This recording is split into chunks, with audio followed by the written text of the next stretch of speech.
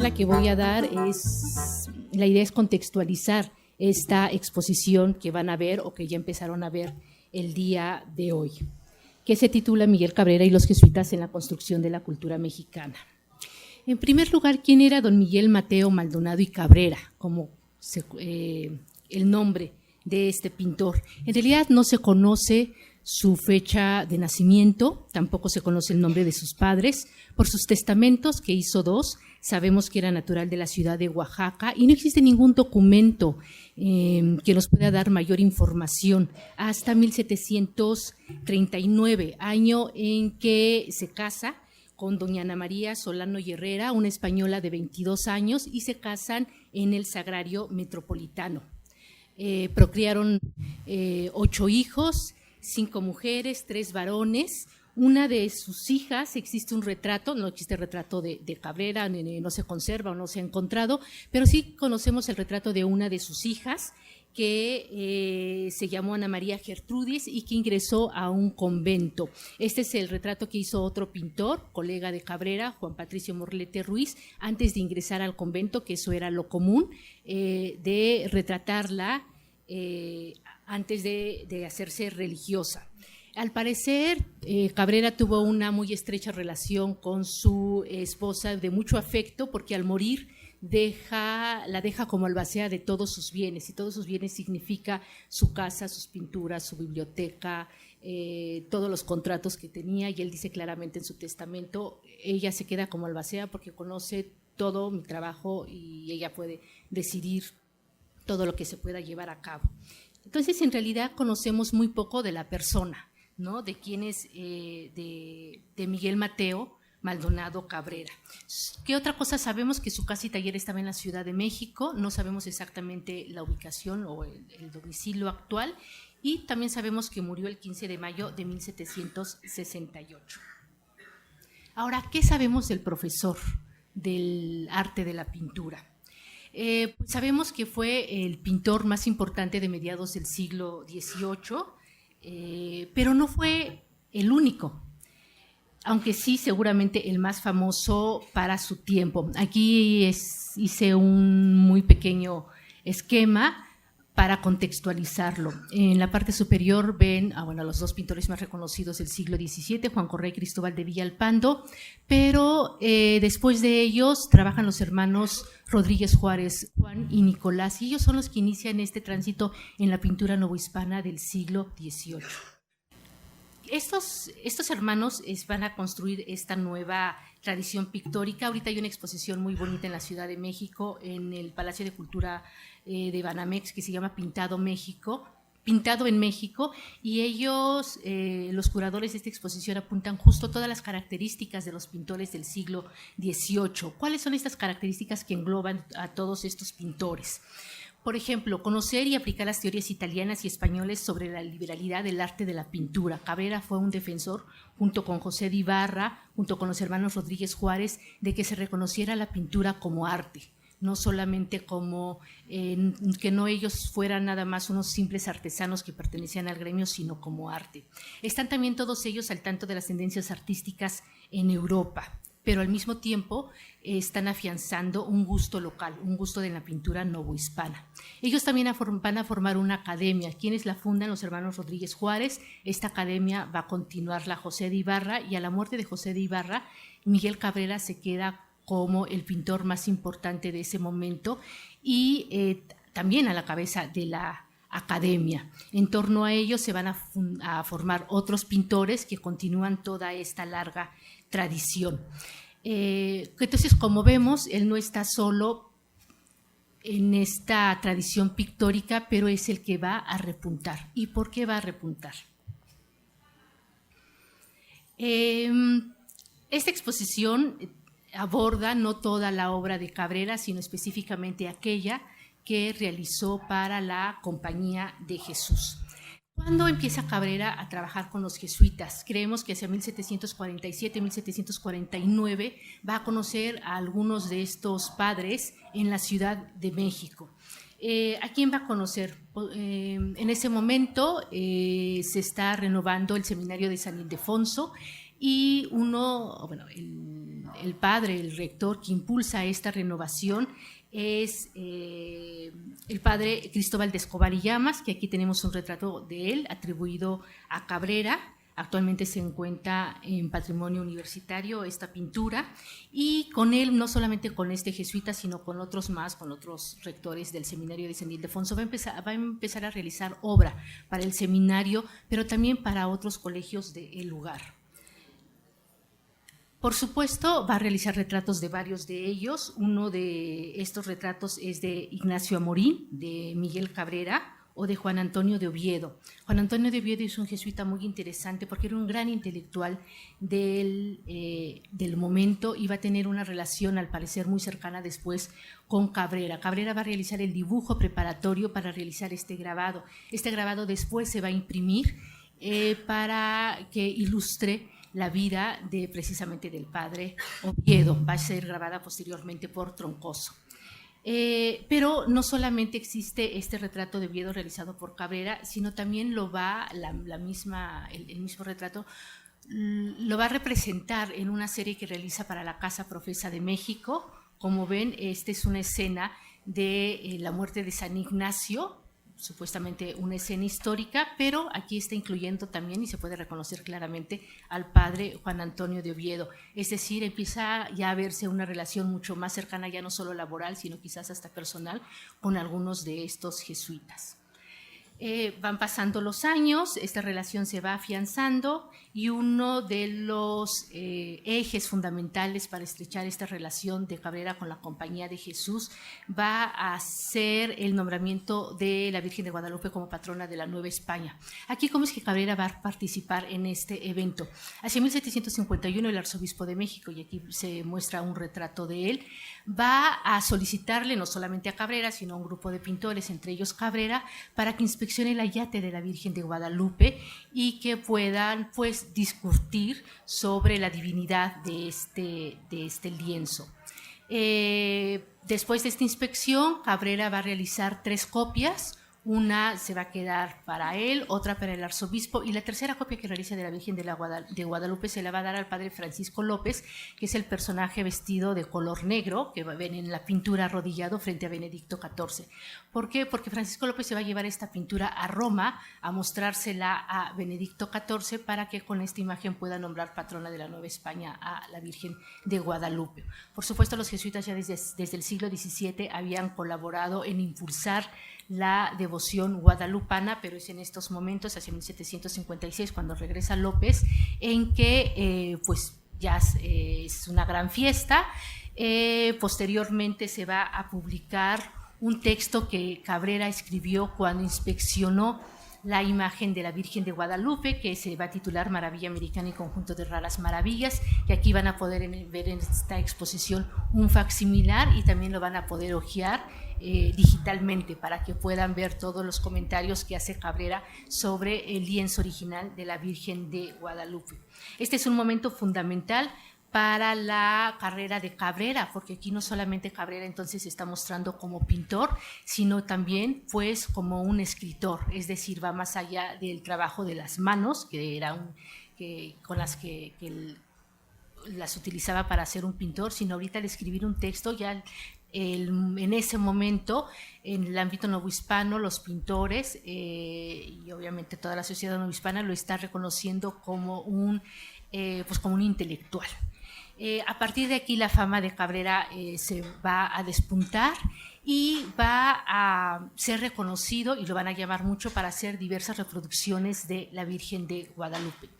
Una de ellas, que se conserva en el Museo Nacional del Virreinato, antiguamente el Colegio Jesuita de Tepozotlán, la va a realizar en 1756. Aquí ven en un recuadro la imagen de la Virgen de Guadalupe que realiza para el retablo del mismo nombre. En el año 2002, el Laboratorio de Diagnóstico de Obras de Arte realizó un estudio a esta pieza y encontró cosas muy interesantes. Bueno, por primera vez se bajó esta imagen, desde que en 1756 se había pintado y se había colocado en el retablo, nunca más se había vuelto a bajar, así que fue casi como un viaje en el tiempo. Y sí, como les digo, se hicieron varios estudios. ¿Qué es lo que encontró el Laboratorio de Obras de Arte? Pues pudieron saber cómo es que pintaba Cabrera y su taller estas imágenes religiosas. En primer lugar, es obviamente los oficiales y los aprendices quienes van a armar el bastidor y quienes van a poner el lienzo. No era el maestro, no le corresponde ese trabajo. Son también ellos, los oficiales y los aprendices, quienes van a poner la base de preparación, que era comúnmente de color rojo, y después sobre esa se va a calcar con carbón en polvo las líneas generales de la imagen, y ya después el maestro llega con pintura roja a hacer las líneas fundamentales de la pintura. Aquí es una imagen hipotética de la calca, como se pudo haber realizado, y aquí no sé si alcanzan a ver, por ejemplo, en el rostro, en la línea del rostro de la Virgen, o en algunos otros detalles, un color rojo que apenas se nota. Esa es la pintura, ese es el trazo del maestro, de Cabrera.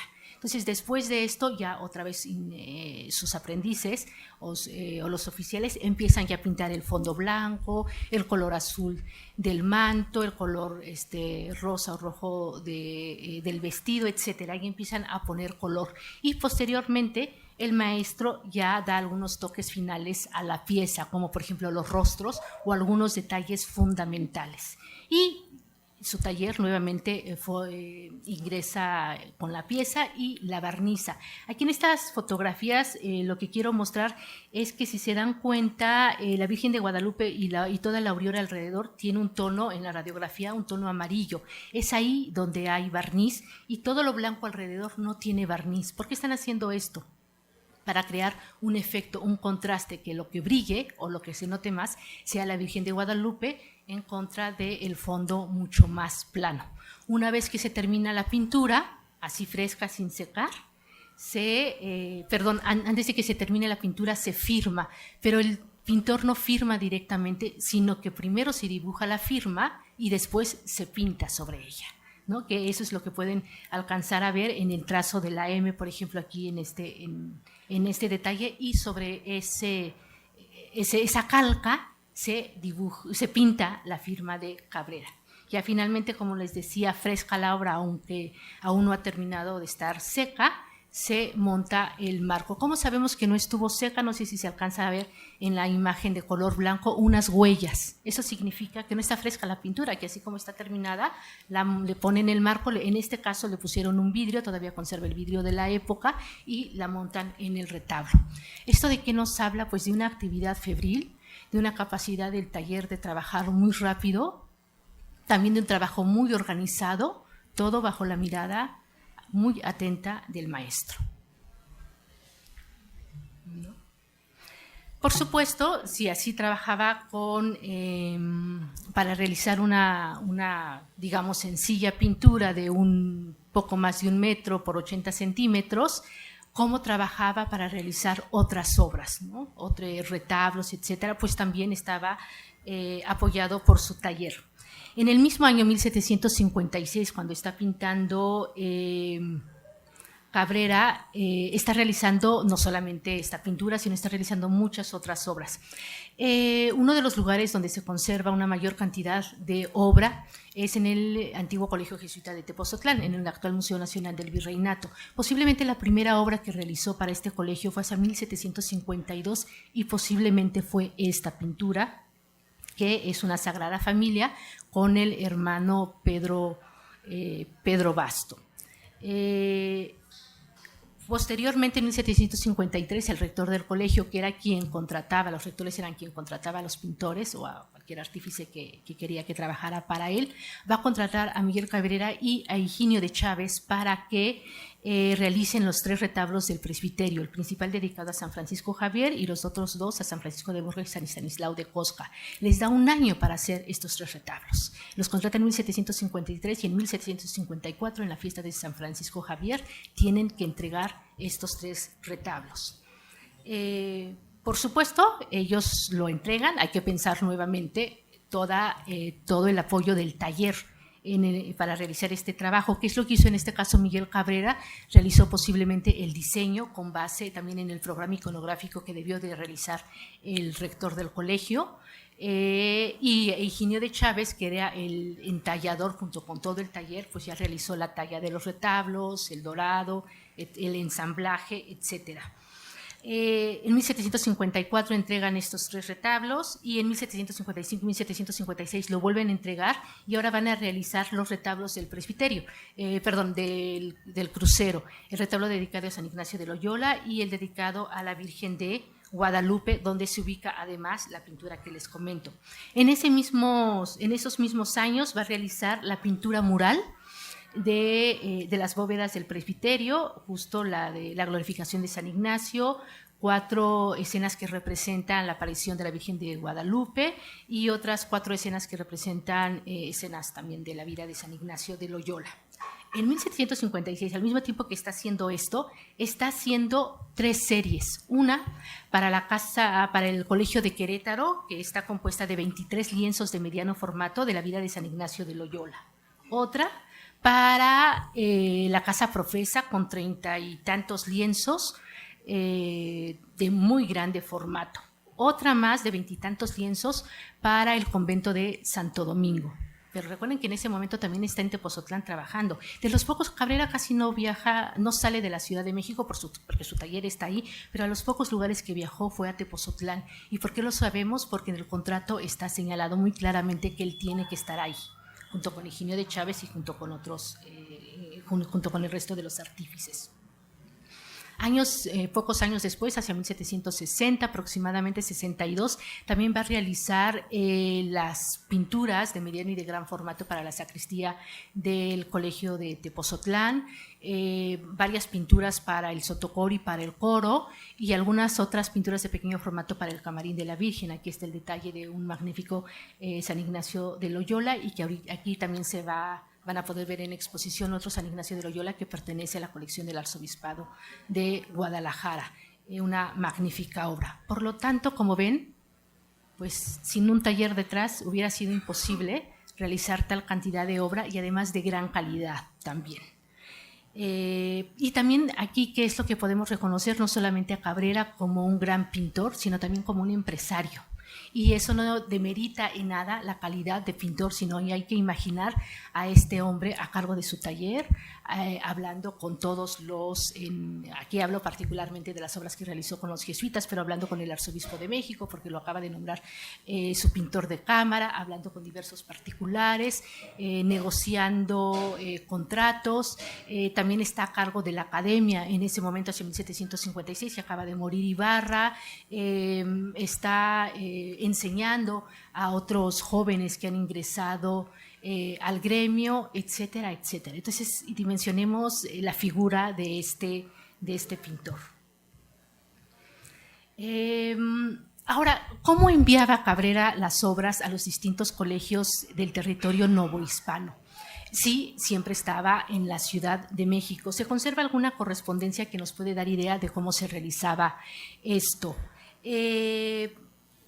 Por supuesto, el esquema de la Compañía de Jesús era fundamental, la organización para que se pudiera llevar a cabo. Cabrera pintaba en su taller, en la Ciudad de México, y después entregaba las piezas a un jesuita que estaba a cargo, al procurador de provincia, que era una figura que estaba a cargo de reunir no solamente pinturas, sino cualquier otras cosas que se necesitaran para mandarlas a los distintos colegios que tenía la provincia mexicana. Por ejemplo, información sobre diversos asuntos que estaban al tanto, por ejemplo, en la Nueva España, telas, comida, distintos materiales y entre ellos pinturas, ¿no? Por supuesto. Pero entonces Cabrera entregaba estas pinturas al procurador de provincia y él ya hacía, armaba una recua de mulas y enviaba donde las tuviera que enviar, a Oaxaca, a Guanajuato, a Guadalajara, a donde tuviera que enviar, este jesuita lo enviaba. Ahora, ¿y cómo se comunicaba Cabrera con estos rectores que eran quien lo contrataban? Pues en algunos casos, pues algunos los conoció en la Ciudad de México, si viajaban a la Ciudad de México, ahí ya podía hablar, pero si no, por cartas. Esta es una carta que se conserva en el Archivo General de la Nación, y que le escribe Cabrera al padre Castañeda, que en ese momento es el rector del Colegio de Oaxaca, y lo que le dice en esta carta es: padre, usted me acaba de solicitar unas fiestas, pero ¿sabe qué? No tengo tiempo, tengo demasiadas ocupaciones, porque ahorita estoy trabajando para el Colegio de Tepozotlán y también para la Casa Profesa. El próximo año, con gusto, yo resuelvo lo que usted me pida. O, por ejemplo, este recibo, distintos, a lo mejor ya había negociado con algún rector por carta o personalmente, algunas pechinas, alguna pintura, etcétera, y es el procurador de provincia en la Ciudad de México que le da el dinero, le paga, y por supuesto aquí Miguel Cabrera está firmando el recibo de la cantidad que recibe. ¿Y para qué recibe este dinero? Como pago de unas pechinas, para pagar tela, para hacer tal pintura, etcétera, ¿no? Todos estos recibos van señalando qué es lo que para qué se le está dando el dinero. Desafortunadamente se conserva muy poca documentación porque, bueno, después de la expulsión se ha perdido mucha información, pero hay que recordar que una de las características de los colegios jesuitas era mantener una contabilidad muy puntual de sus gastos. Entonces, bueno, ahorita se conserva ya muy poco de contratos o de recibos, pero ahí van saliendo algunos documentos a la luz.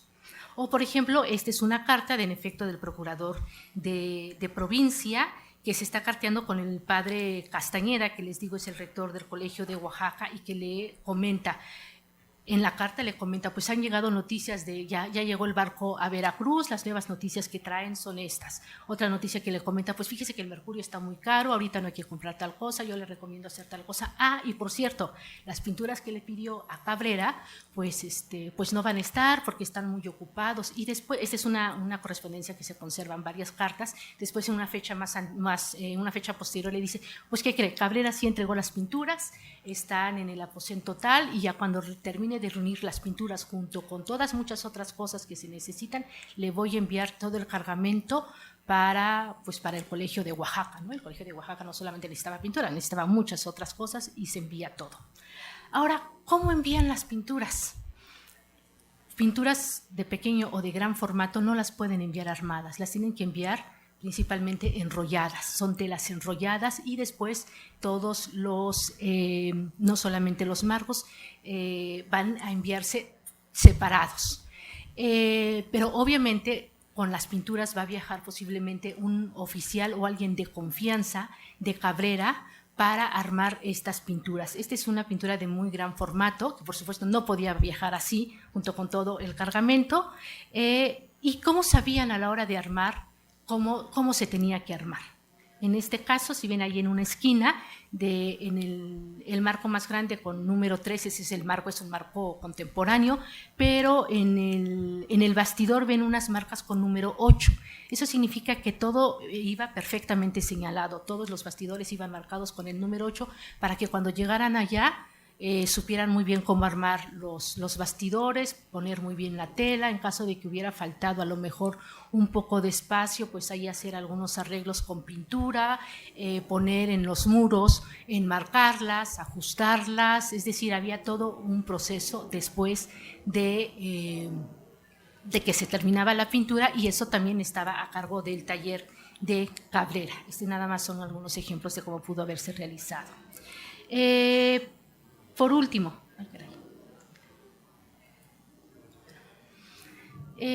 ya había comentado al inicio que todos estos pintores están al tanto de las novedades artísticas en Europa.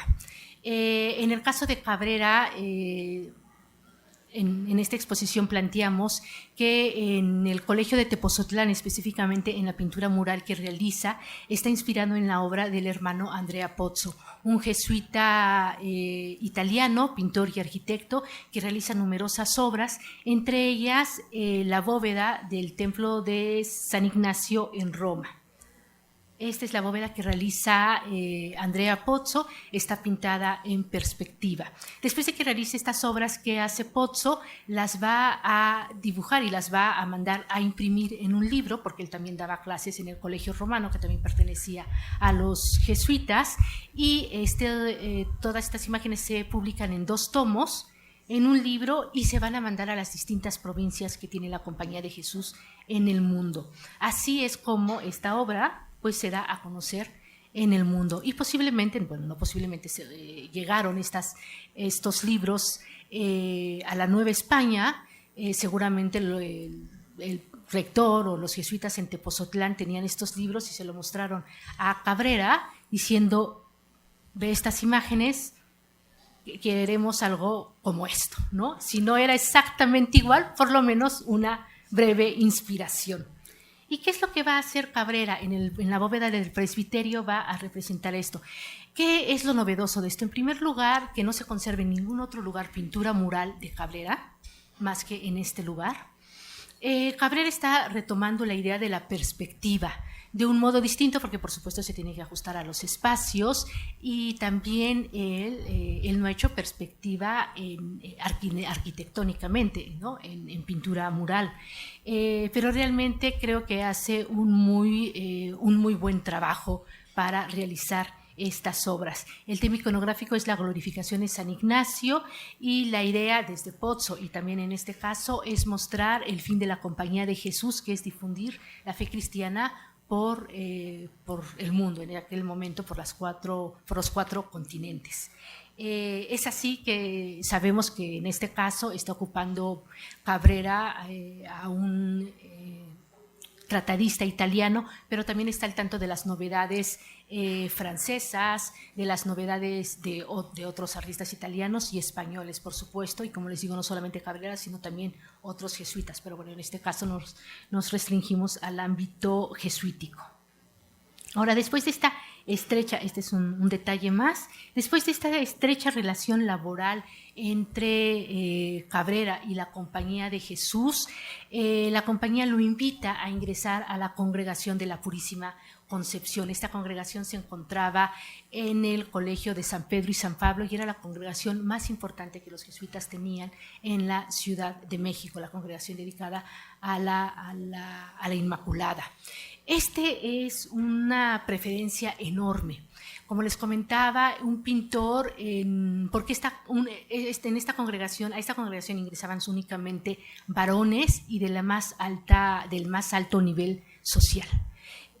Entonces, que un pintor que trabajaba con las manos ingresara a una congregación como esta era realmente para los jesuitas, bueno, estaban reconociendo la labor y la relación de Cabrera con la Compañía de Jesús, ¿no? Específicamente con la provincia mexicana. Hacia 1761 se cree que Cabrera ingresa a esta congregación. Esta estrecha relación laboral, y que estoy segura que después se convirtió en una estrecha relación personal y espiritual, en este caso, al haber él ingresado a la congregación, termina en 1767, cuando la Compañía de Jesús es expulsada de los territorios por orden del rey Carlos III, y al año siguiente, en mayo de 1768, Cabrera va a fallecer. Pero bueno, nos quedan obras excepcionales que van a poder ver en esta exposición. Muchas gracias.